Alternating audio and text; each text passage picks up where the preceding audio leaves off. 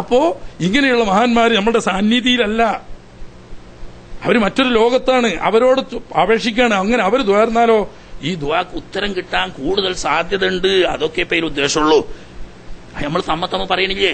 എല്ലാരും പറയണം. നബി തങ്ങൾ പറഞ്ഞില്ലേ, ദ്വാരക്കാൻ പറഞ്ഞില്ലേ ഉമർ ഫാറൂഖ് റളിയല്ലാഹു അൻഹുവിനോട്? അതിൽ ആർക്കും തർക്കമില്ലല്ലോ. ഇതിന്റെ മറ്റൊരു രൂപമാണ് ഇപ്പൊ ഇവിടെ ആകെ പേർക്ക് തർക്കം. മരിച്ചു പോയാൽ ഓരോട് പിന്നെ നമ്മളോട് ദ്വാരക്കാൻ പറ്റുമോ?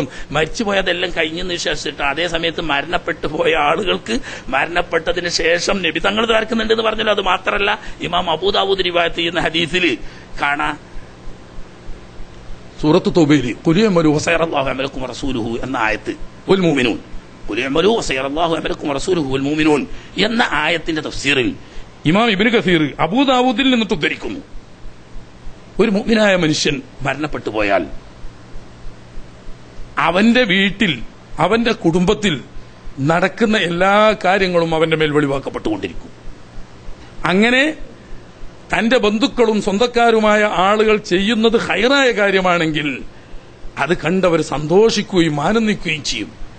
മോശപ്പെട്ടതാണ് തന്റെ മക്കളും ബന്ധുക്കളും ചെയ്യുന്നത് കാണുന്നതെങ്കിൽ അവർ സങ്കടപ്പെടുകയും ദുഃഖിക്കുകയും ചെയ്യുകയും അല്ലാഹുവിനോട് ദുആ ചെയ്യും, അല്ലാ തുമീതഹും, പടച്ചോനെ അവരെ നീ ഈ കോലത്തിൽ മരിപ്പിക്കല്ലേ, തൗബ ചെയ്ത് മടങ്ങി നന്നായിക്കൊണ്ടല്ലാതെ മരിക്കാൻ ഇടവരുത്തരുതേ എന്ന് ദുആ ചെയ്യും. ഇതിപ്പോ സാധാരണ മോമിനീങ്ങളെ പറ്റിയാ പറഞ്ഞത്.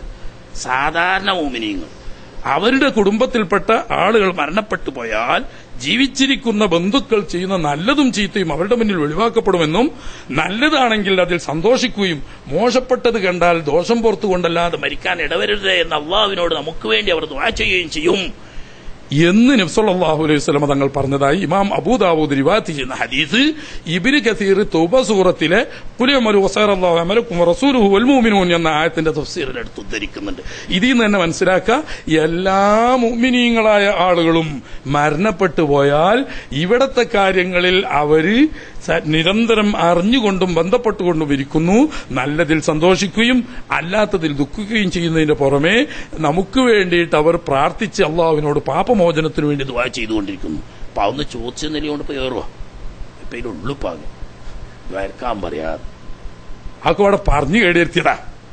ബദരീങ്ങളെ കാക്കണേ, മുഹ്യിദ്ദീൻ ശൈഖെ രക്ഷിക്കണേ പോലെയുള്ള പ്രാർത്ഥന അനുവദനീയമാണ്. എന്തിന് അതിന്റെ നമ്മൾ മുമ്പ് പറഞ്ഞുപോയി.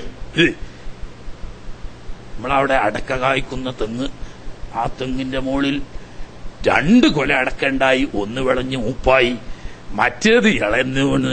അങ്ങനെ ഇളന്നിയും ചോദിക്കുന്ന അടക്ക, അതിന്റെ വെള്ളം കുടിക്കൽ ഹലാലാണോ എന്ന് ചോദിച്ചാൽ പൊന്നും മൂല്യാരെ തെങ്ങുമലല്ലേ തേങ്ങ ഉണ്ടാകുക. അങ്ങനെ ഞാൻ എന്റെ തെങ്ങിന് തേങ്ങ പറയുന്നത് കവുങ്ങുന്ന അങ്ങക്ക് എന്താപ്പ അതിന് കേട്? അങ്ങനെ പറഞ്ഞാ പറ്റുമോ? അങ്ങനെ പറയാണെങ്കിൽ എനിക്ക് കേടൊന്നുമില്ല. നിങ്ങളിപ്പോ തെങ്ങിനിപ്പോ നിങ്ങൾ കവുങ്ങെന്ന് പേര് പറഞ്ഞു, എന്നിട്ട് ആ കവുങ്ങുമലുണ്ടായ ഇളയ കൊല അതിന്റെ വെള്ളം കുടിക്കാൻ പറ്റുമോ എന്ന് ചോദിച്ചാൽ വിരോധമൊന്നുമില്ല. കണ്ടോ, അടക്കന്റെ വെള്ളം കുടിക്കാന്ന് പറഞ്ഞാൽ അത് തന്നെ കള്ളുടിക്കാൻ അറിയണേ, അടക്കന്റെ വെള്ളം കുടിക്കാന്ന് പറഞ്ഞാൽ അതിനെ കള്ളുടിക്കാൻ അറിയണേ, കള്ളുടിക്കാൻ പറയുന്ന നടക്കണ കൂട്ടരാവര് എന്ന് പറഞ്ഞ് നടക്കണം. ഇതാണ് സത്യതാണ്. എന്താ ഇവിടെ ഉണ്ടായത്? ആദ്യം തെങ്ങിന് മൂപ്പര് കവുങ്ങെന്ന് പേര് പറഞ്ഞു, അപ്പൊ തന്നെ നമ്മൾ പറഞ്ഞ കവുങ്ങെന്നല്ല തെങ്ങ്. ഞാനെങ്ങനെ പറയുന്നു? ഞങ്ങളങ്ങനെ പറഞ്ഞോളി. എന്നാ അയിമ്മലുണ്ടാണ്, അപ്പൊ അയിമ്മലുണ്ടാണ് എന്ന് പറഞ്ഞ ഉറപ്പല്ലേ? തെങ്ങിന് കവുങ്ങെന്ന് പേര് പറഞ്ഞ തെങ്ങുമലുണ്ടാണ് ഇളയ കൊല എന്ന് പറഞ്ഞാൽ ഇളനീന്. ആ ഇളനീന്റെ വെള്ളം കുടിക്കണോന്റെ ഒരു തരൂല്ല, കേടൂല്ല, കള്ളൊന്നും അല്ലല്ലോ, തേങ്ങ വെള്ളല്ലേ. ഇതൊരു ശുദ്ധഗതിക്കാരൻ പറഞ്ഞു. അതേ സമയത്ത് അവിടെ ശരിക്കും ഇവരെ പോലെ കുരുട്ടുബുദ്ധി ഉള്ളവനാണെങ്കിൽ ആദ്യം തന്നെ പറയേണ്ടത് എന്താണ്? ഒരു നിലക്കും വിട്ടുകൊടുക്കാൻ പാടില്ല. അതിന് കവുങ്ങെന്ന് പറയാൻ പറ്റൂല. വെള്ളം കുടിക്കാൻ പറ്റുമോ പറ്റൂല എന്ന് പറയുന്നതിന് മുമ്പ് അതിന് കവുങ്ങെന്ന് പറയാൻ പറ്റൂല, തെങ്ങെന്ന് പറയാം. ഞാനിങ്ങനെ പറയണത് എന്റെ പെരയെ പോയി പറഞ്ഞു, ഞങ്ങളോട് പറയാൻ പറ്റൂല അറിയാം. അതുകൊണ്ട് എന്നതുപോലെ മുഹ്യിദ്ദീൻ ശൈഖെ രക്ഷിക്കണേ, ബദരീങ്ങളെ കാക്കണേ പോലെയുള്ള പ്രാർത്ഥന അവിടെ പറയണ്ടേ. അത് പ്രാർത്ഥനയല്ലാന്ന്, അതിന് പ്രാർത്ഥന എന്ന് പറയാൻ പറ്റൂല. അള്ളാന്റെ പടപ്പുകൾ നമ്മളെപ്പോലത്തെ പടപ്പുകളാ. അള്ളാനോടെ പ്രാർത്ഥിക്കാൻ പാടുള്ളൂ. മുഹ്യിദ്ദീൻ ശൈഖായാലും ബദരീങ്ങളായാലും അമ്പർത്ത തങ്ങളായാലും മുത്തുനബി ആയാലും എല്ലാവരും പടപ്പുകളാ. അവരോട് ആരോടും പ്രാർത്ഥിക്കാൻ പറ്റൂല. അല്ല, നിങ്ങൾ ഈ ചോദിക്കുന്ന സഹായത്തിന് പ്രാർത്ഥന ഞങ്ങളാണ് അതിന് പേര് വേണ്ടത്, അങ്ങനെ പറയാൻ പറ്റൂല. എന്തിനാ നിങ്ങൾ ഇല്ലാത്ത പറഞ്ഞുണ്ടാക്കണേ? എന്നിട്ട് പിന്നെ അവിടെ ഒരു ഒപ്പിച്ച മറുപടി. അത് പ്രാർത്ഥനയല്ല. ഇനി ഭാഷയിൽ ചൊറുക്കിന് വേണ്ടി ഭംഗിക്ക് വേണ്ടിയും അർത്ഥന എന്നാൽ അപേക്ഷ ചേട്ടം എന്നൊക്കെയാണ്. അങ്ങനെ അപ്പൊ പ്രാർത്ഥിക്കുക എന്ന് പറഞ്ഞാൽ ചോദിക്കുക, തേടുക എന്നൊക്കെയുള്ള അർത്ഥമാണ്. അങ്ങനെയാണെങ്കിൽ ചോദിക്കുന്നതുകൊണ്ട് കേടില്ല. കണ്ടോ, പ്രാർത്ഥിക്കാൻ മഞ്ചേശ്വരനോട് പ്രാർത്ഥിക്കാന്ന് പറഞ്ഞില്ലേ മറ്റേ മൊഴിയാര്. ഇതാ അപ്പൊ കേട്. അതിനാ നമ്മൾ ആദ്യം തന്നെ പറയുന്നത് പ്രാർത്ഥന മുഴുവനും അള്ളാഹുവിനോട്. അള്ളാഹു ഇല്ലാത്ത ഒരാളോടും പ്രാർത്ഥിക്കാൻ പാടില്ല. അർത്ഥം എന്തു വെച്ചാലും വേണ്ടില്ല. പ്രാർത്ഥന എന്നുള്ള പ്രയോഗം അള്ളാഹുവിന്റെ ഇബാദത്തിന്റെ ഭാഗമാവുന്ന പ്രാർത്ഥനയ്ക്ക് ഉപയോഗിച്ചാൽ മതി. ബാക്കിയുള്ള നിങ്ങൾ സഹായം തേടുക എന്ന് പറഞ്ഞോളി, അല്ലെങ്കിൽ സഹായം ചോദിക്കുക എന്ന് പറഞ്ഞോളി, അല്ലെങ്കിൽ ഷഫായത്തിനെ ചോദിക്കുക എന്ന് പറഞ്ഞോളി, ഒരു കേടുമില്ല. മുൻഗാമികൾ അങ്ങനെ പറഞ്ഞതും ഇസ്തിഷ്ഫാ എന്നാണ് മുൻഗാമികൾ ഇവിടെ ഒക്കെ പ്രയോഗിച്ചത്. അത് തെറ്റില്ല എന്നിപ്പോ ഷെയ്ഖ് വരെ പറഞ്ഞില്ലേ. നബി സല്ലല്ലാഹു അലൈഹി വസല്ലം തങ്ങൾ ഉൾപ്പെടെയുള്ള മഹാന്മാരുടെ പ്രാർത്ഥന കൊണ്ട്, അവരുടെ ഷഫായത്ത് കൊണ്ട് വസീലയാക്കുക. അവരുടെ പ്രാർത്ഥന കൊണ്ട് അല്ലെങ്കിൽ അവരുടെ ഷഫാഅത്ത് കൊണ്ട് വസീലയാക്കുക എന്ന് പറഞ്ഞാൽ അവരോട് നമുക്ക് പ്രാർത്ഥിക്കാൻ പറയുകയും അത് മുഖേന നമ്മുടെ കാര്യം നിറവേറണമെന്ന് അല്ലാഹുവിൽ നിന്നിട്ട് ആഗ്രഹിക്കുകയും ചെയ്യുക. ഇതിനൊരു തെറ്റുമില്ല. പക്ഷെ അവരോട് പ്രാർത്ഥിക്കാൻ പറ്റൂല. പ്രാർത്ഥന എന്നത് ഇബാദത്തിന്റെ അർത്ഥം വരുന്നു. അതിന് അങ്ങനെ സ്വഭാവ സംഗതിക്കുണ്ട്. അർത്ഥം ഉദ്ദേശമില്ല എന്ന് പറഞ്ഞിട്ട് തരില്ല. അതുകൊണ്ട് ആ പ്രാർത്ഥന എന്ന പ്രയോഗം അള്ളാഹുവിനെ പറ്റി അല്ലാതെ പടപ്പുകളെ പറ്റി ഉപയോഗിക്കാതിരിക്കുക. മറിച്ച് മുൻഗാമികൾ പ്രയോഗിച്ച ഇസ്തിഷ്ഫാ, ശുപാർശ തേടുക എന്ന് പറഞ്ഞാൽ പ്രാർത്ഥിക്കാൻ ആവശ്യപ്പെടുക എന്ന. അതിലിപ്പോ മേലെ തല വന്നാൽ എന്തേ ഉള്ളൂ, ഒരു നമുക്ക് പ്രാർത്ഥിക്കൂല, ആയിക്കോട്ടെ.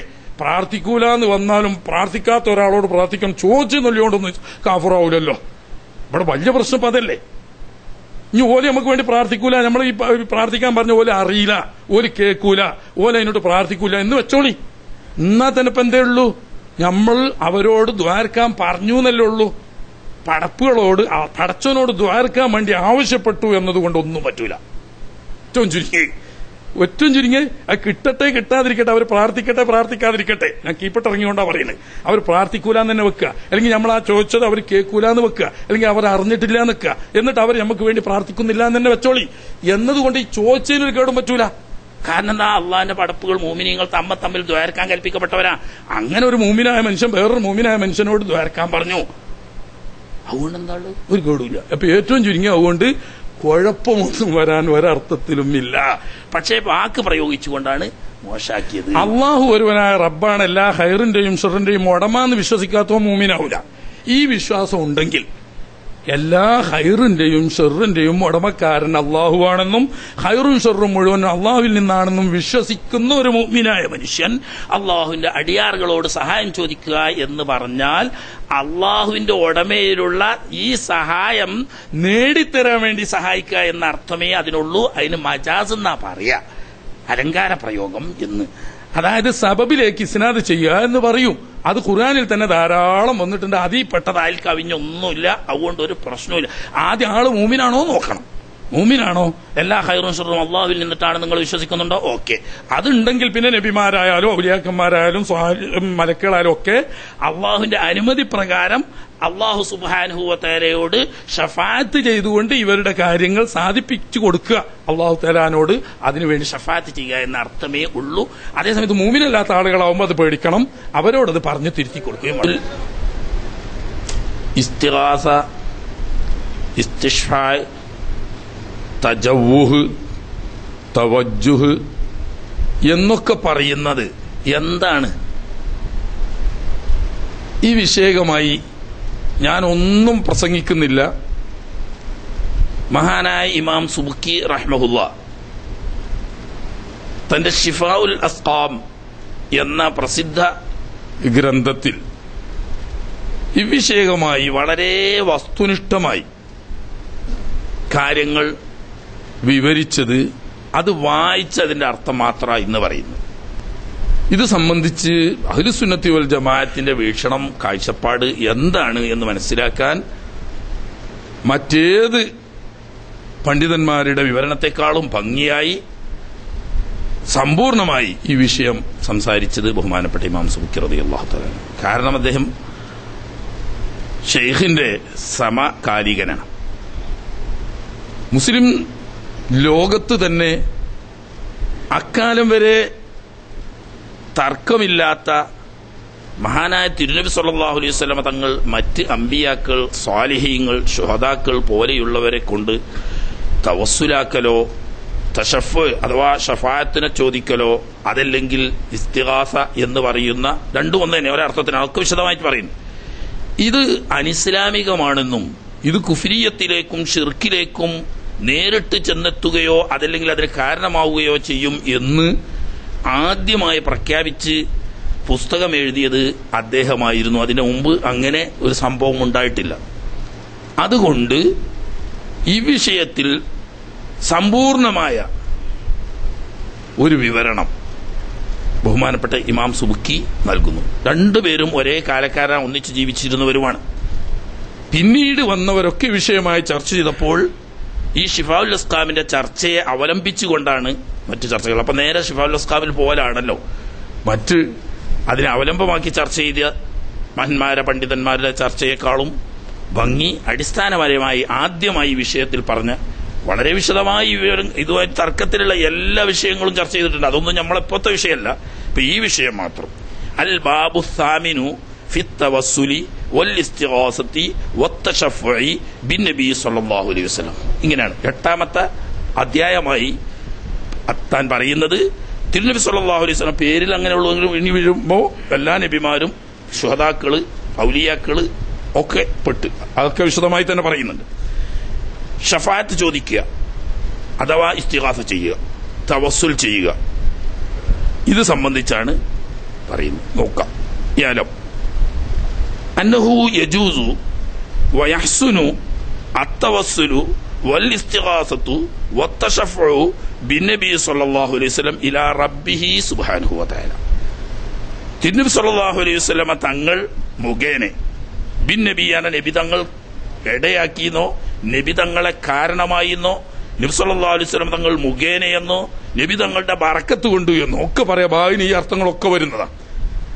അല്ലാഹു സുബ്ഹാനഹു വതആലയോട് ഷഫാഅത്തിന് ചോദിക്കുക അഥവാ ഇസ്തിഗാസ അഥവാ നബി തങ്ങൾ മറ്റു നമുക്ക് വേണ്ടി ദുആ ചെയ്യാൻ വേണ്ടി അപേക്ഷിക്കുക, നബി സല്ലല്ലാഹു അലൈഹി വസല്ലം തങ്ങളെ തവസ്സുലാക്കുക.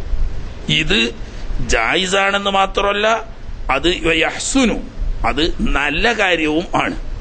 വളരെ വ്യക്തമാണ്. ദ്വാരക്കാൻ പറയാ, ദുആ ചെയ്യാൻ പറയാ. നമ്മൾ സ്വന്തം ദുആ ചെയ്യുന്നതിന് പുറമെ നമുക്ക് വേണ്ടി ദുആ ചെയ്യാൻ മഹാന്മാരോട് ആവശ്യപ്പെടുക എന്ന് പറയുന്നത് നല്ലതാന്നുള്ള കാര്യത്തിൽ തർക്കമില്ല. അതിന്റെ പ്രശ്നം ജീവിക്കുന്ന സമയത്ത് അങ്ങനെ ചെയ്യാം എന്ന കാര്യത്തിൽ ആർക്കും തർക്കമില്ല. പരലോകത്ത് വെച്ച് ചെയ്യാ എന്ന കാര്യത്തിലും ആർക്കും തർക്കമില്ല. പറയുന്ന ശൈഖിനും ആ വിഷയത്തിലൊന്നും തർക്കമില്ല. പിന്നെ ആകെയുള്ളൊരു തർക്കം എന്താ? മരണപ്പെട്ട് കഴിഞ്ഞാൽ ബർസഖിയായ ലോകത്ത് ജീവിക്കുമ്പോൾ പാടുണ്ടോന്ന്. ഇത് മാത്രമേ തർക്കമുള്ളൂ. ജീവിക്കുമ്പോൾ പറ്റൂ, സാധാരണ കാര്യങ്ങളിലും പറ്റൂ, അസാധാരണ കാര്യങ്ങളിലും പറ്റൂ. അതിലൊന്നും അദ്ദേഹത്തിന് തർക്കമില്ല. മരണശേഷം അഥവാ മഹ്ശറയിൽ വെച്ചിട്ട് നേരിട്ട് എല്ലാ അമ്പിയാക്കന്മാരോടും തിരുനബി സല്ലല്ലാഹു അലൈഹി വസല്ലം തങ്ങളോടും അത് പറ്റും എന്ന കാര്യത്തിലും തർക്കമില്ല.